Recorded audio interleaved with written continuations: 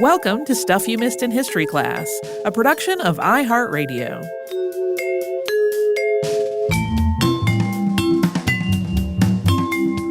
Hello and welcome to the podcast. I'm Tracy V. Wilson. And I'm Holly Fry.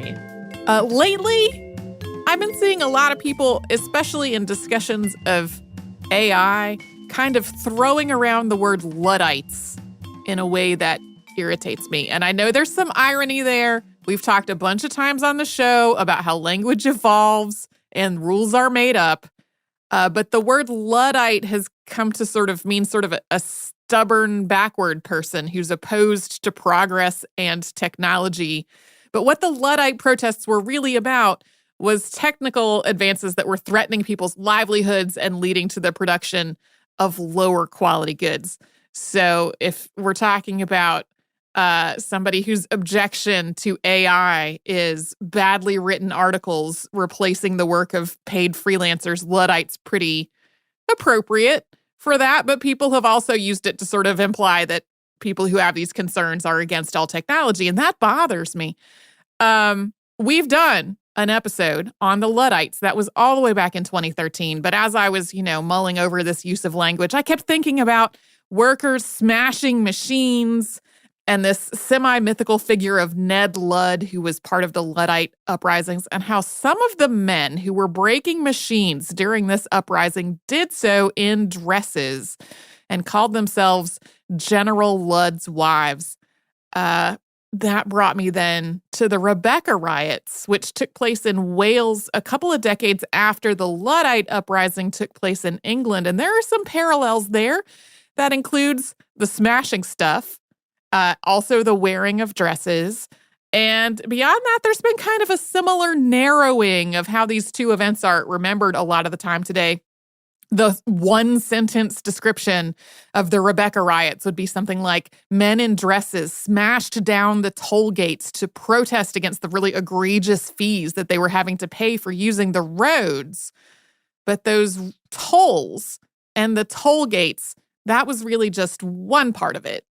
The Rebecca Riots took place in western and southwestern Wales from 1839 to 1843, primarily in Pembrokeshire, Cardiganshire, and Carmarthenshire. The town of Carmarthen in Carmarthenshire was, at the time, the fourth largest town in Wales, with a population of about 10,000 people. It was an important market town and sort of an administrative and political center within the area.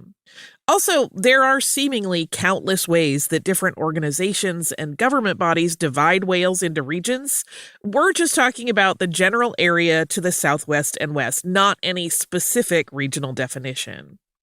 At the time, people outside of Wales often imagined it as sort of an expansive farmland where nothing much happened. And while farming was a key part of the economy, Wales was also industrializing really rapidly in the first decades of the 19th century.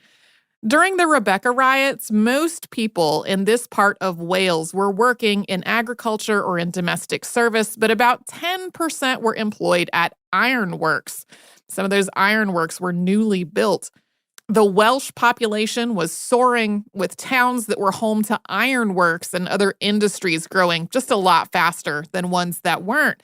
And there were rural areas that were nearly depopulated as people moved into these cities and towns to try to find work.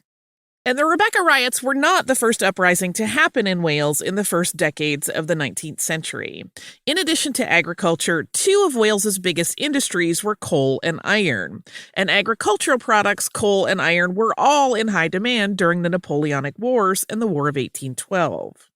Although Britain was still variously at war after these ended in 1815, demand for a lot of these goods started to fall.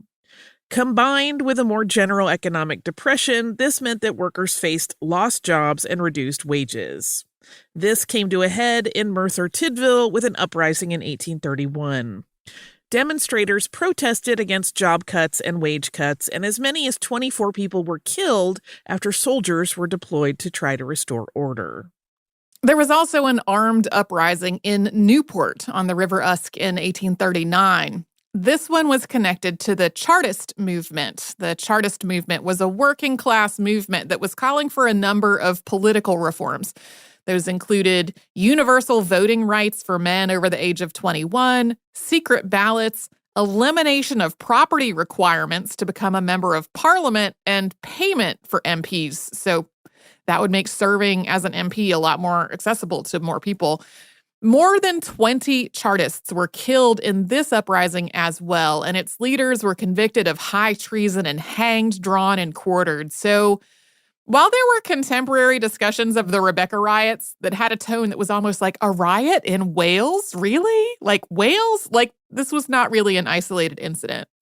Although most historians don't describe the Rebecca riots as part of the Chartist movement, one of the issues involved with the riots was representation within the government. Although the Great Reform Act of 1832 had made changes to the electoral system in England and Wales, only men could vote, and those men had to own property or pay specific taxes to be eligible. This meant that tenant farmers and farm laborers who made up most of the population in southern and western Wales still could not vote. Compounding this was that most of the people who did meet those requirements spoke English, while most of the farmers and farm workers spoke Welsh. In some cases, these were essentially English absentee landlords holding office to represent Wales, so people naturally felt like they didn't have true representation in Parliament. And the absentee landlords were also their own issue. Most of the people in this part of Wales were tenant farmers, so they did not own the land that they lived and worked on.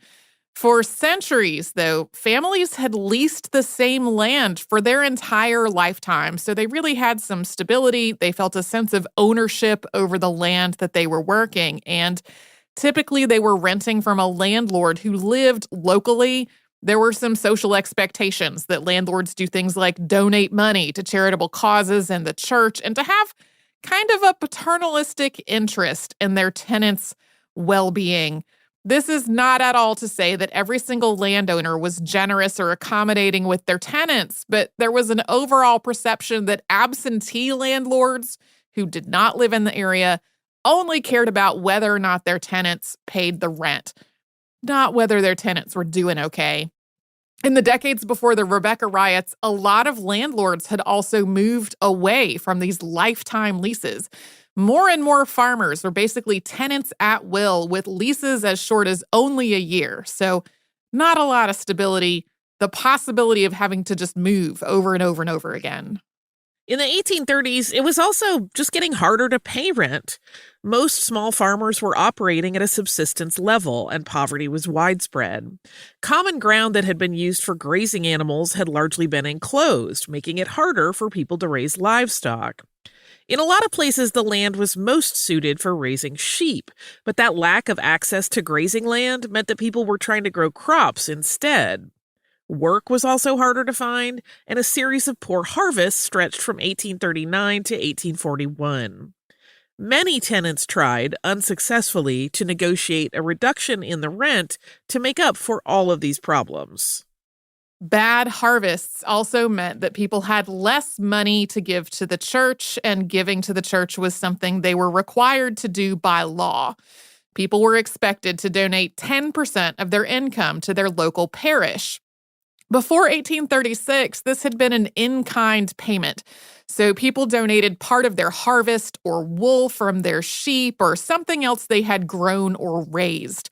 But the Tithe Act of 1836 instead made this a cash payment, and the amount of the payment was based on the price of various crops averaged out over the past 7 years.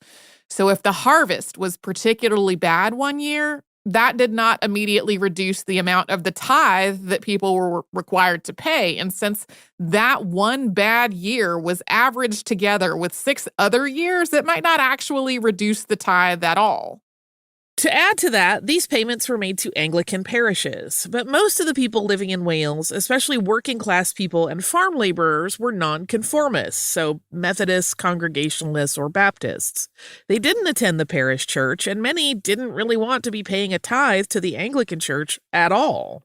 So bad harvests, high rents, cash tithe payments, all this other stuff, it meant that a lot of people were really struggling. And then the Poor Law of 1834 also made financial hardship a way more frightening prospect. Before the passage of this law, various relief projects were funded through taxes that were paid by the middle and upper classes, and they were mostly locally administered. But as the population of the UK had increased in the wake of industrialization and other economic changes had led to an increase in poverty, it had become increasingly expensive to care for the poor. There was also a perception among a lot of the people who had enough money to be paying these taxes that the poor people were just lazy and didn't want to work. So the Poor Law of 1834 was meant to ease the purported burden of poverty on communities. Parishes were grouped into poor law unions, and each one was required to build a workhouse if they did not have one already. Conditions in the workhouses were intentionally harsh and cruel to discourage people from using them and to punish people for their poverty. While people were housed, fed, and clothed in the workhouse, the housing was overcrowded, uncomfortable, and often filthy and infested with vermin. Food was meager, and uniforms were uncomfortable and threadbare. Families were broken up and housed separately, and while children were theoretically educated in the workhouse, they could also be hired out as workers in mines and on farms. There were still some other forms of relief besides the workhouse, but needing help carried the risk of winding up in one. The workhouses were also funded through a local tax known as the poor rate, and pretty much everyone who had enough money to not be in the workhouse had to pay this tax, even if they didn't really have a lot of money to spare. The toll gates get the most attention in discussions of the Rebecca riots, and sometimes it sounds like they were the whole focus, but really, in the face of all this, the tolls were more like the last straw. And we're going to talk more about that after we pause for a sponsor break.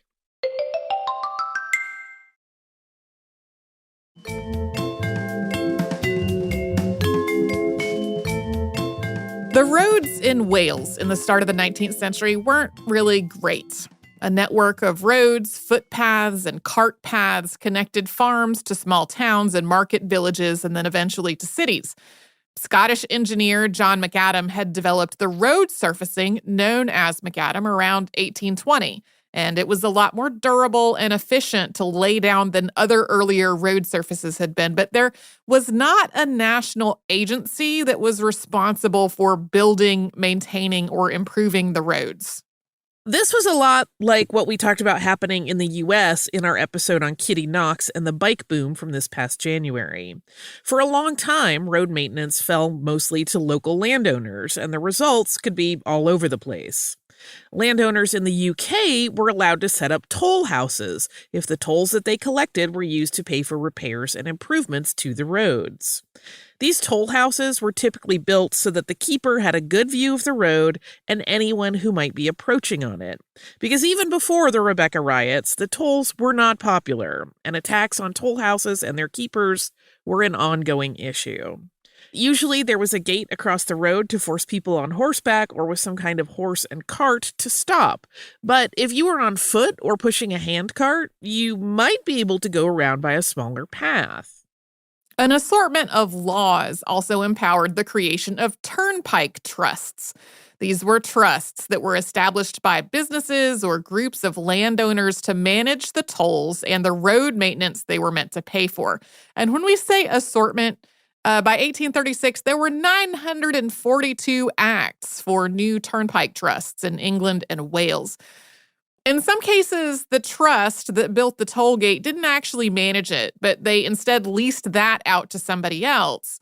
There is some suggestion that on the whole, the creation of turnpikes and turnpike trusts did improve the quality of the roads, but this was also a situation that could lead to a lot of mismanagement and abuse. At the same time, some of the trusts were not breaking even. It was really expensive to build and maintain these roads, and the cost of doing so just outstripped the money collected from the tolls a lot of the time. So whether they were trying to make more money or just break even, turnpike trusts raised the price of tolls and also built more toll gates so that people had to pay the tolls more often. And eventually, toll collectors also started adding sidebars on smaller roads and paths that kept people on foot from being able to go around the gate on the main road, collecting tolls on foot traffic as well. So this might have been less of an issue if people only had to pay a toll one time to get to where they were going. But the turnpike trusts and the toll gates that they were putting up just proliferated. At the peak of the Rebecca riots, there were at least 20 different trusts operating in southwestern Wales, and there was a gate or a bar about every 4 miles. Carmarthen, where a lot of people took their goods to market, was basically surrounded by 12 gates that were controlled by 5 different road trusts. Different trusts also set up gates on the same turnpikes, and then all of them would all charge their tolls to the people who tried to pass. As the Rebecca riots were going on, one newspaper reporter took a 15-mile trip from Carmarthen to Pontarddulais and encountered 11 different gates on the way. This affected farmers and farm laborers tremendously. They often had to pass through multiple gates to get to and from their fields and to and from market. Farmers in this part of Wales also used lime extensively to try to improve their soil, usually transporting it in carts. Initially, some trusts had exempted lime carts from the tolls, but when that stopped, farmers found that they were paying almost as much in tolls as they were for the lime they were carrying. And there was really no other option. Farmers and laborers had to use the roads to do their work. A farmer deciding to just not treat the soil with lime anymore because the tolls made it too expensive might wind up with a bad harvest as a result, and that would have its own financial consequences. So the tolls, combined with the high rents and the poor laws and the tithes and the poor rates and everything that we talked about before the break, eventually working people just felt like they were drowning. In May of 1839, a new toll gate was built in Evailwen on the border between Carmarthenshire and Pembrokeshire on a road that a lot of people used to cart their lime back to their farms from the coast. It was built on the order of the Whitland Turnpike Trust, which had contracted Thomas Bullen as toll collector. Bullen was involved in a lot of the gates that were put up during this period. On May 13th, a large group of locals attacked and destroyed the new gate and set the toll house on fire. The next day, handbills were posted around the area calling for a meeting to discuss, quote, the propriety of the toll gate. The Whitland Turnpike Trust rebuilt the gate, and in June, the demonstrators destroyed it again in broad daylight. At this point, there were not professional police forces in Western Wales, and special constables had been brought in to try to guard the gate after that first incident. But when they saw the demonstrators coming, they all fled. This toll gate was once again rebuilt, and members of the Castlemartin Yeomanry and soldiers from the town of Brecon were called in to help try to protect it. But on July 17th of 1839, the gate was once again attacked and demolished. Although other attacks had been carried out by men in dresses, accounts of this one included the first written reference to the daughters of Rebecca, or Merhead Rebecca, which would become one of the most memorable parts of the uprising. The men wore dresses, sometimes combining them with false beards and horsehair wigs. In the words of a 1910 book on the riots by Henry Tobit Evans, quote, "It was decided at Evailwen and Whitland that the rioters should be clothed in women's dresses with blackened faces and fern in their white caps. Their arms were to consist of sticks, pikes, spades, hatchets, old swords, guns, in fact, any weapon they could get hold of. The leader, to be called Rebecca, was invariably to be mounted and accompanied by a bodyguard. All their doings were to be conducted under the superintendence of Mother Rebecca, and all arrangements and commands were to be made and given by her." There are two different stories about where the name Rebecca came from. One is that a man called Twm Carnabuth, or Thomas Rees, had a hard time finding a dress that would fit him. This was a real person. He was definitely involved in the Rebecca riots, and he was a large man who was locally well known as a pugilist. In this version, he finally did find a dress that belonged to a, quote, tall and stout old maid, and that person was named Rebecca. Some historians find this to be the less likely of the two origin stories, in part because Twm Carnabuth was known to be active in these protests in 1842, not so much in 1839 when this name was first used. The other possible origin is from the book of Genesis, chapter 24, verse 60.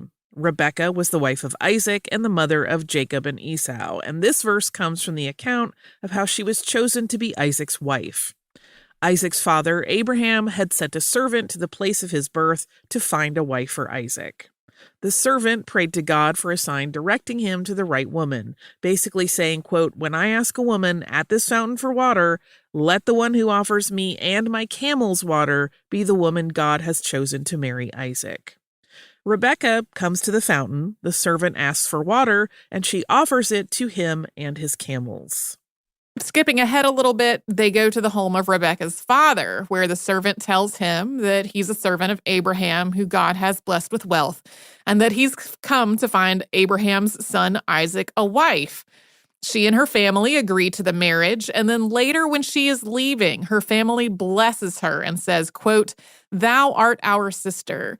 Be thou the mother of thousands of millions, and let thy seed possess the gate of those which hate them." Regardless of origin story, playing the role of Rebecca was a mark of honor. There was also an almost theatrical element to these demonstrations, with Mother Rebecca portrayed as elderly and blind, riding a white horse and finding her way blocked by a gate. The assembled men in dresses, the daughters of Rebecca, would answer that nothing should block an old woman's way, and then they would tear the gate down. So a note on the blackening of the faces. None of the sources I found really gave a specific explanation for the demonstrators' rationale in doing this. Blackened faces were also part of a sort of mock trial and public humiliation in Wales called the Cyffil Pren, or the wooden horse, in which a mob of men wearing dresses with their faces blackened would tie somebody who had committed some kind of an offense to a wooden frame and then parade that person around the town. So this might have just been something that people were used to doing in this kind of public protest already. There's some speculation that in the case of the Rebecca riots, this was to make the Rebeccaites harder to see at night. But since they were also described as wearing white dresses, that doesn't totally add up. It may have been more about disguising the demonstrators' identities. Various illustrated newspaper reports from the time don't portray the rioters in what we might think of as blackface or in any way that resembles the minstrel performers that were becoming popular in the U.S. around this same time. But there have been more recent reenactments of the riots in which participants do look like they're in blackface. Around the same time as the gate in Ifaelwyn was being repeatedly destroyed and rebuilt, another new gate was attacked and destroyed at Llanboidy in Carmarthenshire. In that case, the gate was not rebuilt, and after the third time the gate was destroyed at Ifaelwyn, it was not rebuilt either. For a while, no more toll gates were attacked by large groups of men in dresses being led by Mother Rebecca. There were, however, ongoing thefts, attempts to evade the toll, and assaults on toll keepers and the gates on a much smaller scale. Large-scale riots returned in November of 1842, and we'll get to that after another quick sponsor break.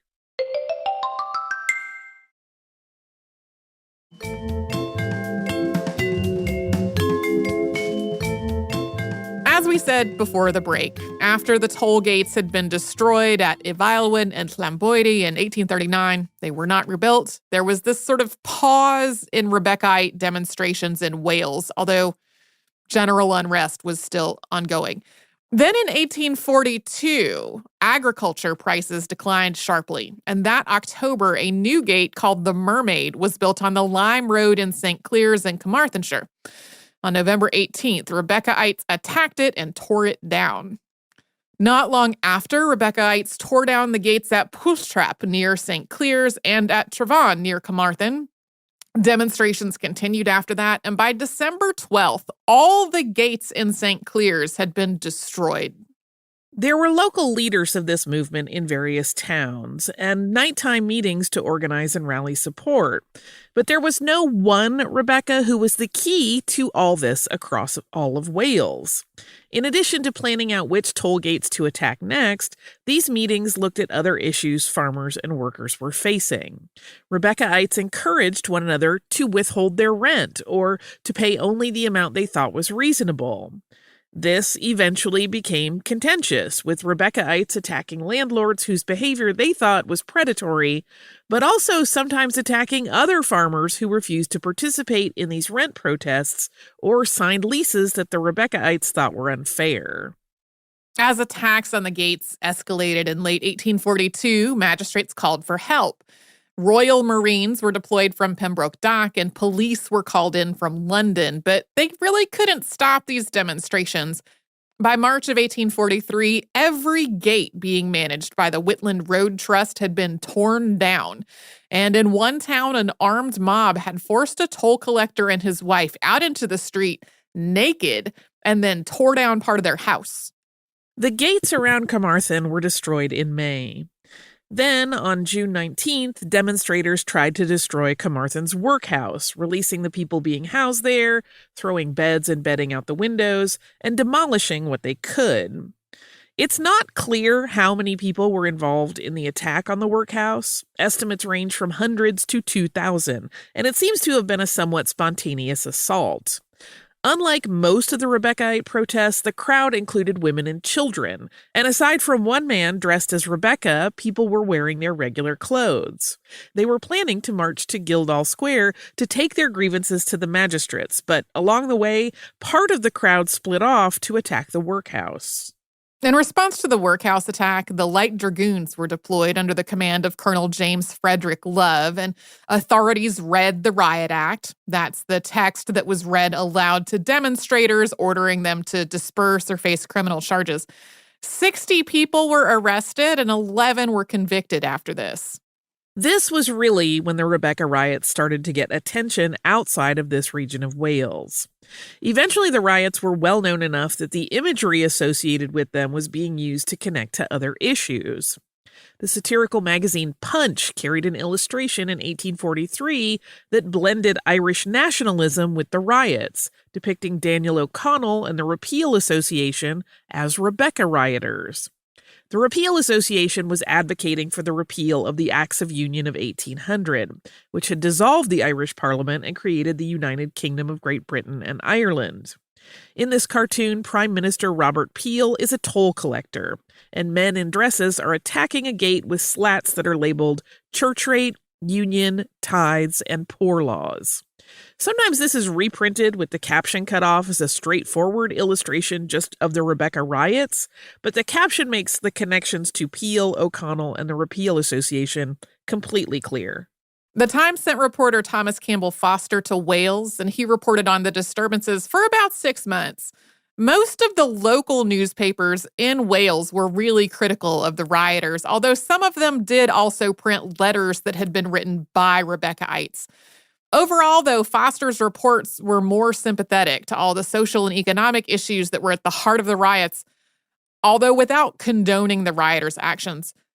I also want to know that, I haven't read through Foster's reporting. I'm kind of relying on sources that have described it as more sympathetic, at least relatively speaking. But not long after this, Foster also went to Ireland to report on the Great Famine, which started in 1845. And while there were aspects of that reporting that were sort of similarly sympathetic to the hardships that Irish people were facing, it could also be really disparaging and reflect a lot of anti-Irish bias. So while I read a lot of sort of summaries that described this reporting as more sympathetic, it would not be surprising to me at all if some of those same threads were present in his reporting on Wales. He was an English reporter presenting himself as an impartial outside observer in both cases, but he was still definitely coming at it from an English perspective, and English society saw itself as superior to both Ireland and Wales, as well as a long list of other countries. So many. Authorities also started taking stronger actions to try to stop the protests after the Carmarthen riots. But initially, military units that were sent to the area to try to keep order weren't very effective at doing so. Basically, marching soldiers were loud and visible, so Rebecca-ites were easily able to avoid them. And a common pastime among locals was feeding the soldiers false information about which gates were likely to be attacked next. Yeah, they definitely come across as pretty bumbling at this point in the story. In the summer of 1843, there were overall fewer attacks on the toll gates, but the attacks themselves tended to be a lot stronger and more violent. And then beyond just the gates, Rebecca also sent threatening letters to landlords and debt collectors, and they committed other acts of arson and vandalism. This included burning crops and haystacks and outbuildings, as well as damaging trees. By August of that year, Rebeccaites were also holding mass meetings to discuss and push for political changes. Sometimes there were thousands of people in attendance. Also, there are a lot of accounts of men dressed as Rebecca doing things like forcing men to marry the mothers of their children who had been born out of wedlock, or if that was not possible, forcing those men to support those children, or punishing men who had abused or abandoned their families. So in addition to sort of fighting back against all of these social and economic issues in Wales, kind of maintaining a social order within, the Welsh laboring and farming classes. The riot's only known death took place in September of 1843. That was when Sarah Williams, tollkeeper in Hendy Gate near Swansea, was shot. Some modern descriptions of Williams's death say she was young, but newspaper reporting from the time describe her as 75. An inquest was convened, and a jury ruled that her cause of death was unknown, despite a surgeon testifying about evidence that she had been shot in the chest. Authorities offered a reward of £500 for information on who had killed her, but a culprit was never identified. She was very obviously shot, and I've seen some analysis of this that has concluded that it was a case of jury nullification. Somebody, trying to protect the actual culprit, something like that. Eventually, the UK government deployed 1,800 soldiers and 2 cannons to Wales and sent more police officers from London. Colonel Love's attempts to keep order clearly had not been effective, so Major General George Brown was also dispatched to start overseeing the effort.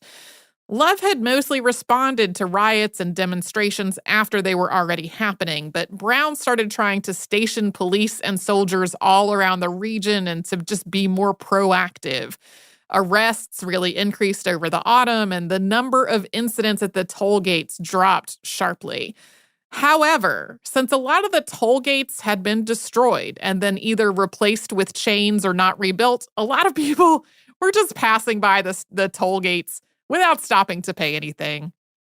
A royal commission was convened to investigate the toll roads in October of 1843, with MP Thomas Franklin Lewis presiding. This commission issued its report in 1844 and didn't find that there was widespread or systemic mismanagement of the toll system or wrongdoing by the toll trusts. But the commission did find some issues, like multiple trusts all putting their own toll houses along the same road, and trusts building toll gates and then expecting the local community to repair and maintain them. In response to this, Parliament passed Lord Cawdor's Act, or the Turnpike South Wales Act, in 1844, which simplified the toll system, reduced the number of toll houses, and regulated the turnpike trusts.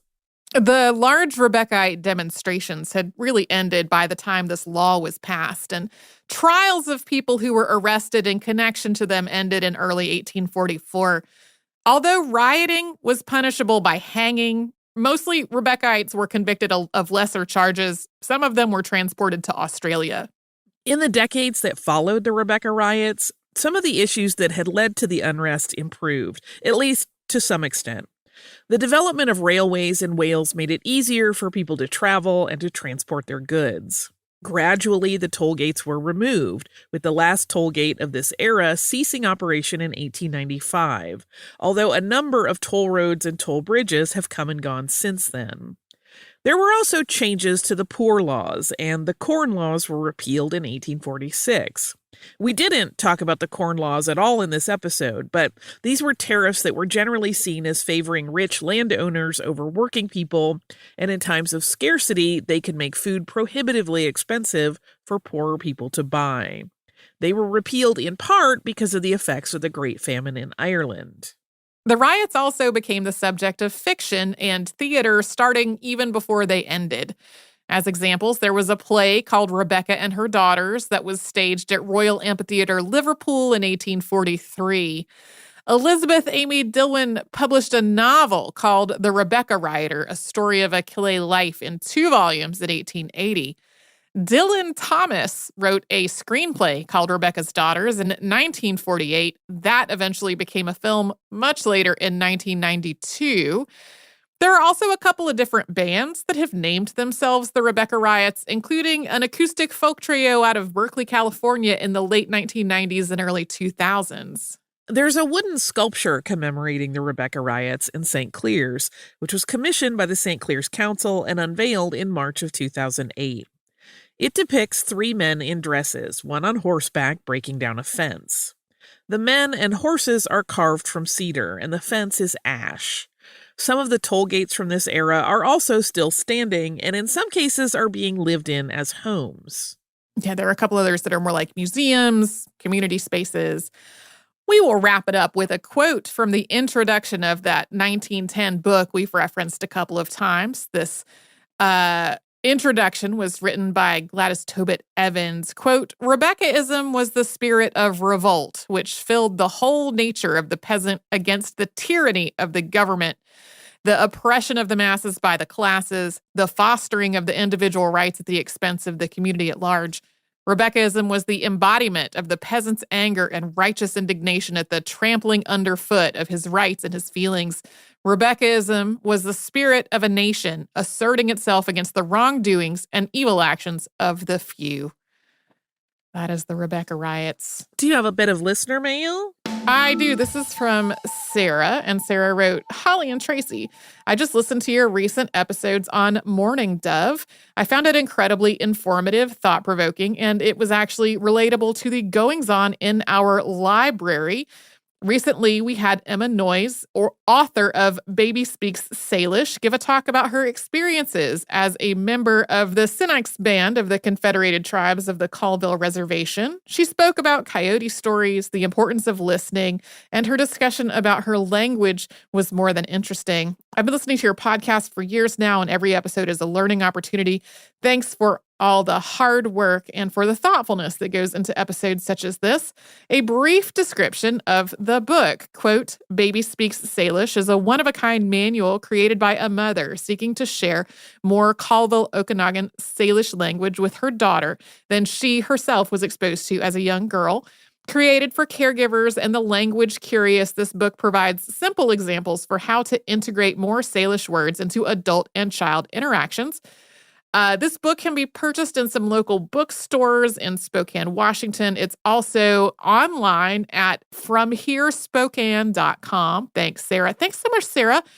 I had not heard about this book, but I love this idea. And it also gives me a moment to say our colleague, Hune Lance Twitchell, who is host of the podcast, The Tongue Unbroken, which is coming back for a new season at the beginning of 2024, has also written a book, which is called Kuhanti. And this book was written in conjunction with Tlingit language speakers and is written only in the indigenous language without translations. So it's like a book written in that language for kids, which is an idea I love. And I was so happy when I learned that Hune had gotten it published. So thank you, Sarah, for this email, for giving me a chance to name drop that.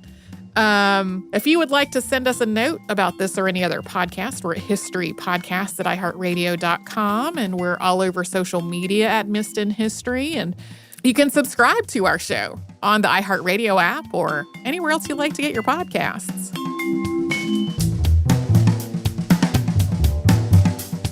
Stuff You Missed in History Class is a production of iHeartRadio. For more podcasts from iHeartRadio, visit the iHeartRadio app, Apple Podcasts, or wherever you listen to your favorite shows.